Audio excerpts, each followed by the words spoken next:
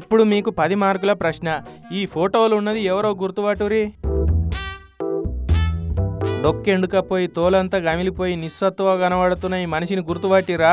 Clue ఏందంటే గన్నవరం మాజీ MLA.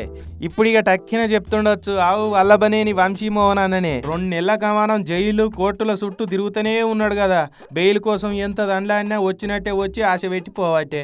అన్ననేమో బయటకు రాకుండా అవుతున్నది పాపం. ఒకప్పుడు వంశన్న ఎట్లుంటుండే ఏం కథ, హీరో లెక్కనే ఉన్నావని జగనన్న కూడా అనుకోవచ్చే. టీడీపీలు ఉన్నప్పుడు వైసీపీలను ఆర్పార్ అరుచుకున్నాడు. అటు వైసీపీలోకి వచ్చినాక టీడీపీలను నోటికి వచ్చిన బూతులు పోసిండు. కిడ్నాప్ కేసులు అరెస్ట్ అయి లోపల ఉన్నాడు ఇప్పుడు. అట్లనే ఆ కేసుల బెయిల్ వస్తే నకిలీ పట్టాల కేసుల మళ్ళా లోపటికే వేయిండు.